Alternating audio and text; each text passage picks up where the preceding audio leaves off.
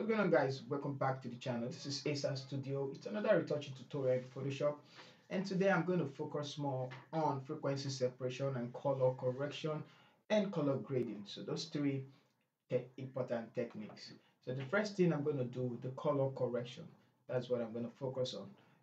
For that, I would like to first of all use the check layers. The hue and saturation is always my check layer, and I'm just going to pick point one of the colors. Let's take for instance this one, and we have the red, so I'm going to increase the hue, and you can see that we have some places that are different, like this side is different from the other side, maybe because it's exposed to light, but I just see it's different.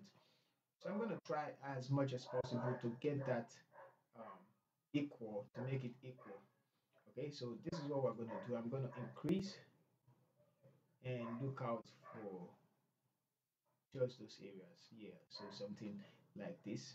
I'm going to take it forward a little bit to cover up. Yeah, now I'm going to adjust those colors to look like this side that is not selected.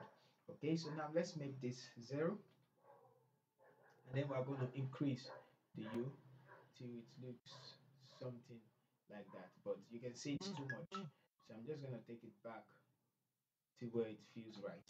Okay, so there we go. Now the red is gone. All right, so now you can see that the lightness of that side is different from this one here, so we can as well increase the lightness just a bit to make it the same. So I'm going to leave it at somewhere around 13, and for the saturation we can bring it back again, and now we have this from this to this. Okay, so we know we're going to remove it from the lips, so let's grab the brush tool and we're going to remove it from the lips. So erase it from the lips like this. I'm also going to remove it from the eyes, so make it bigger. Let's turn it off and on. Okay, so I'm removing it from this side, yeah, and also this side. Okay, do we have where? Okay, so that's good already.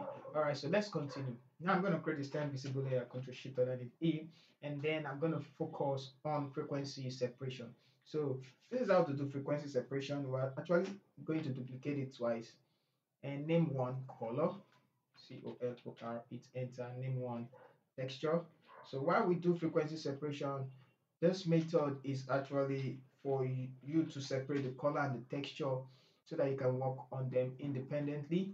And for now, this is how to do it. Now, after you've duplicated and renamed the layers, color, texture, select this color layer and then go to filter, blur, Gaussian blur, and I'm going to blur the image. So the more you blur, the more texture you have, but I just want to blur it a little so it's not going to waste my time. So something like this should be fine by me, just because of this side. Let's just take it up a little and maintain 5.6, and it's okay. I'm going to, on the texture layer, turn on the texture, go to image, apply image, and on the drop down you're going to select color, and for that you're going to select subtract. Just keep every setting like this and it's okay. So now we have the texture and the color, but our image is gone. So to bring our image back, we're going to go to the blending mode of the texture layer and choose linear light, and there we go. We have our texture. Let's put the two in a group, and I'm going to name it frequency separation. Frequency separation, and hit enter. Okay, so now open up the group. On the color, for the color layer, you're going to use the mixer tool brush and make the settings of your brush like this. Make sure you select the clean brush and select the clean brush here, and you can make the brush softer, weight 9, just every other settings. And for the texture layer, you're going to use the clone stamp tool. Okay, so let's start with the color, and I'm going to increase, select the mixer tool brush and increase. Okay, so now let's blend, and you just need to, no, sorry, I need to select Ctrl Z, select the clean brush like I said, the clean brush, and turn on this one, and then keep your settings, and then you blend. So each time you blend the image, it's just going to, you know, so this is how to do it.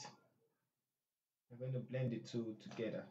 So for this bigger side, I'm just going to do this quickly, and you can take your time and blend your. Sometimes I avoid the highlight and use the Lazio tool for the highlight. So I'm just going to show you the process for that. So after you've blended, I'm just going to quickly blend uh, instead of wasting your time. Okay, I'm going to pause the video. It's just making the skin tones look the same like this. All right, so I'm done blending the image together. So we have this and this, so you can see. So if you want more texture, sometimes I do duplicate this texture layer, and then I decrease the opacity, and you can see. So I just increase it to somewhere like this, and then I put a mask on it and take the brush and remove it from the eyes in some places, the lips, just places that need the skin tones. So just make it look natural, and maybe from the skin and the rest of, and like this. So you just a little of the effect there, and there we go. Okay, so you can still decrease the opacity or take it up a little bit. Now that's for the frequency separation. So this is before and this is after. Now for you to whiten up the eyes, I'm just going to grab the solid color adjustment and it's okay. Let's drag it out of the frequency separation folder and double click on it and select the eyes, and it's okay. Turn it back on, change the blending mode to divide. It's kind of very bright. Okay, but we want to focus it more on the the eyes. Let's take it up a little and find the place. Okay, so I think the eyes look white right here. Okay, now the picture is very bright right there. Okay, so but let's invert the mask and then grab the brush tool and let's paint over the eyes, although you can duplicate. So hit X on the keyboard and brighten up the eyes, making it white. Okay, sometimes this method doesn't work, so I'm just gonna take it up a little, and there we go. So we have the before and then the after. So if you feel it's too much, you can still decrease the opacity, but I think I like it right there around 84. Let's just increase it a little bit more, and now we have this. Okay, so the next thing we're going to do is to work on the lips. So for you to work on the lips, you can as well create, let's create the vibrance and take it all the way up till we see the lips changing. Okay, so like this, and then I'm going to invert the mask, Control I, and paint on the lips like this.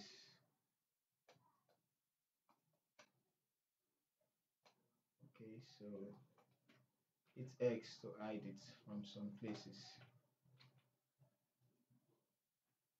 You can as well make it sharper if you want. Just clip the curve on it, and you can make it bright if you want. So that's for that, and I'm going to add just one photo filter, and it's actually good in giving the skin tones. You just see before and after, although it changes the color. I don't want it to change that, but I'm going to grab the brush tool and I'm also going to hide it from that side. So hit X on the keyboard to hide it from the blue light, and there we go. So let's grab the curve layer overall on top, and let's see how we can brighten up the image. So let's take it up and bring down to create contrast, so something like that, and let's increase. Okay, so decrease a bit, and there we go. Okay, so let's see our before and after. Okay, all right, let's create a stem visibility. I control shift alt and E, and this I can group all from here to here, group them together, and let's see before and then after, before and then after. Okay, so I feel like we lost the details of the eyes whitening. I'm going to turn it off and I'm going to locate it. So I guess this is where we didn't turn it on. So now I've turned it on, and now I can create a stem visible layer. Shift Control turn it E to create a stem visible layer. And I'm gonna get rid of this one on top. And let's do some color grading. So grab the color balance and let's make things look interesting. So I'm gonna add in magenta. Let's not put some orange. Let's just add in small magenta. And let's see about cyan. Okay, so for the blues,